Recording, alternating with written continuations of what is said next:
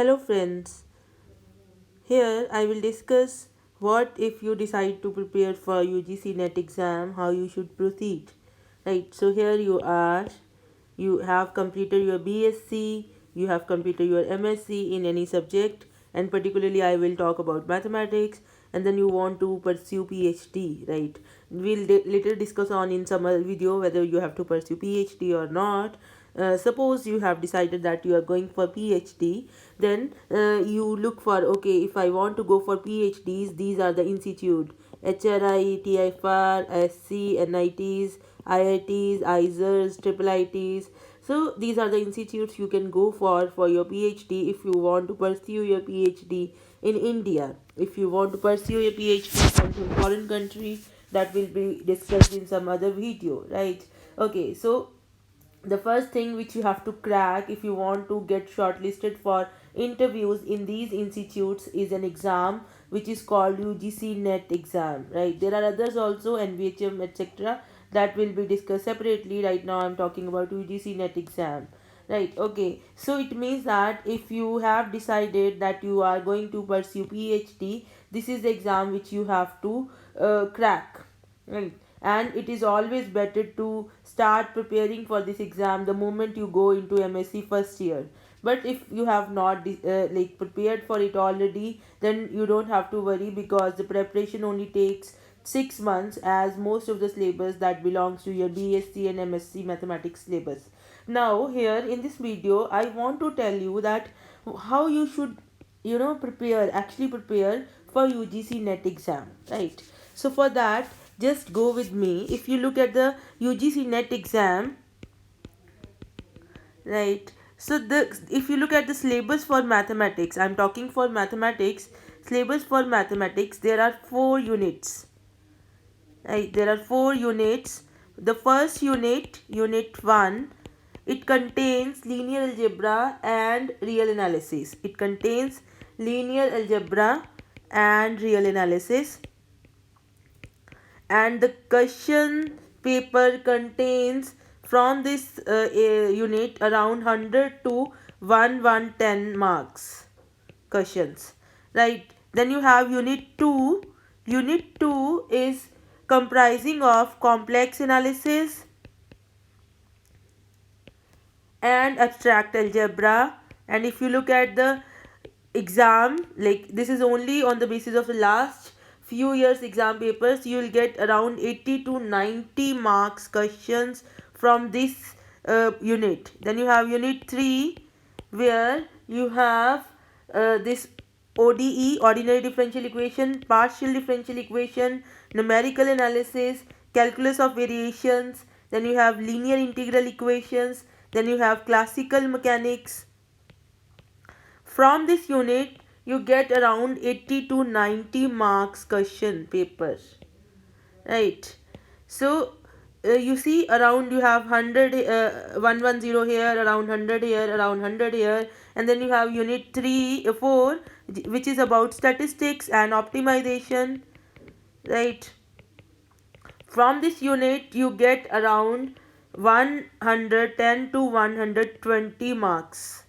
So total question paper is around 440 marks, and you have to attempt, this is total, so you have to attempt 200 to be attempted, which will be checked, right? And then for cutoff, it is around 100 if you want to qualify, right? Okay, now you may think that, okay, if I just prepare for this section and this section and leave this section, so can I do that? Right, this is what most of the students does. Like they just skip, they will prepare for first unit, second unit, whatever they like they'll prepare, and they will skip everything else. Now there are two drawbacks of doing this. So our question is, can we skip some units? Answer is, you should not, right? So for that reason is that some more these days the exam pattern is not predictive, it is uncertain.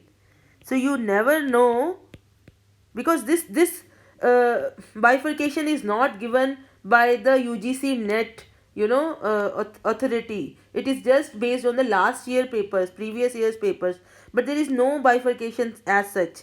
So you never know if you get 200 marks question from a unit which you skipped, right? From a unit which you skipped. So your preparation will be, wasted. So if you have obviously skipped a unit from which you are getting 200 marks questions, and you cannot expect that you will qualify your exam this time if you have prepared only for some units. So this is one of the reasons you should not skip any of the unit.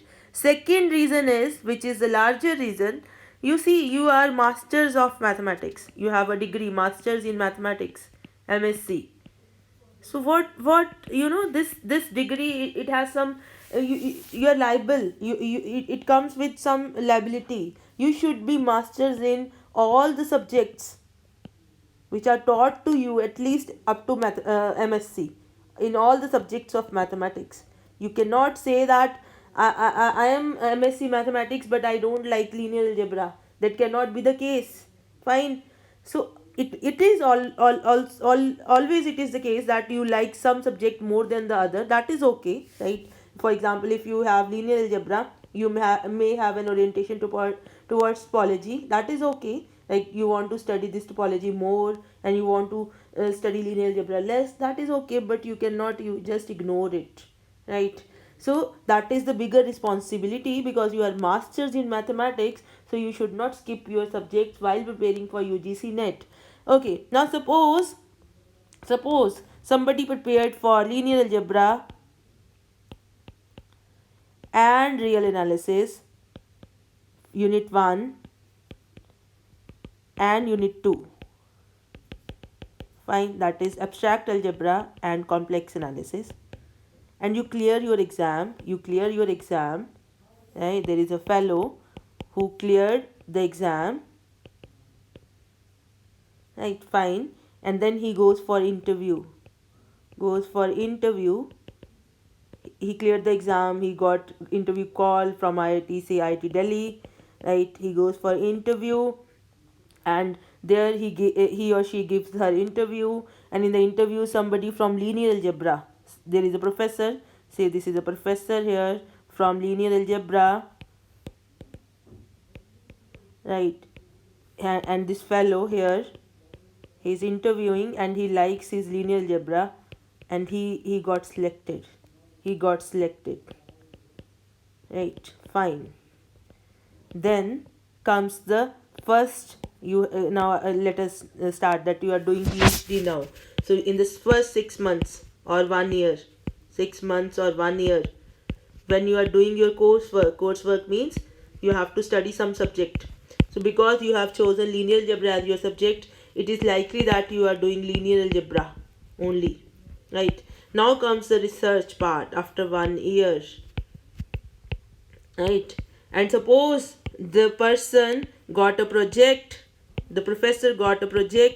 where he is discussing applications of linear algebra in partial differential equations, right? And you have to work on that. Now you see, partial differential equations, you skipped this portion while preparing for UGC net. Oh my god, you are so sad because you skipped this portion when you prepared for UGC net.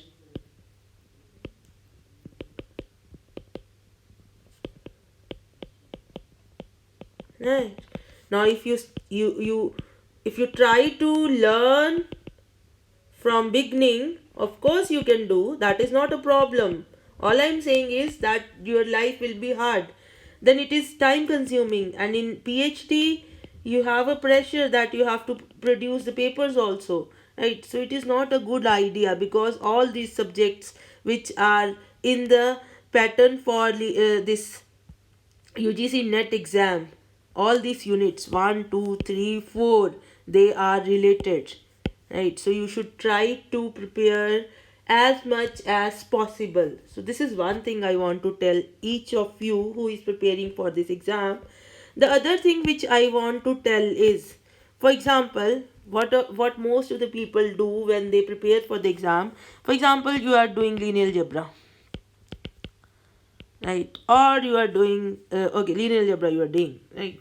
So here you what you do, most of the people they do, you just cram the results. That okay, for example, I'll just write one, that every n linearly independent vectors in an n dimensional vector space is a basis, right? So most of the times this is a theorem, actually n dimensional theorem. You know this result. If you are preparing for the exam, for sure you will know this result. But if I ask you to prove it, you will say that because proofs don't come in the exam,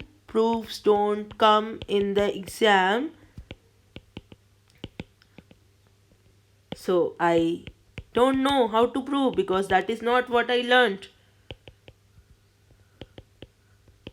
That is actually stupid, right? You should know how to prove, but you should know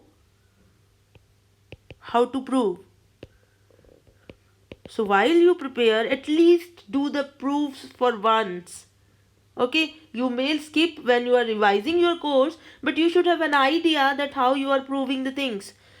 That will, that when you do proofs, that enhance your mathematical analysis skill,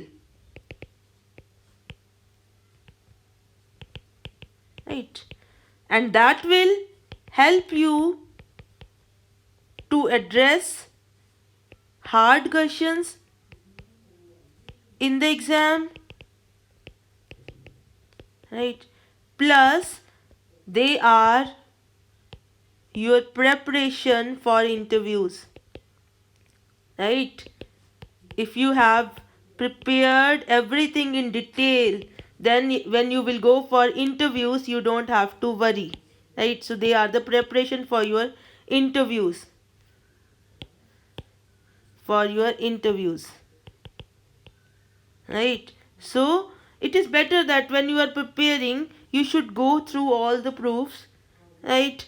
And not only this, that you will get like prepared for interviews, that will also help you, these will also help you when you will go into the actual field of doing research. These will help you when you will do the research. So the idea is, when you prepare for UGC NET exam, then please have a larger picture in your mind. And the larger picture is that you want to pursue research,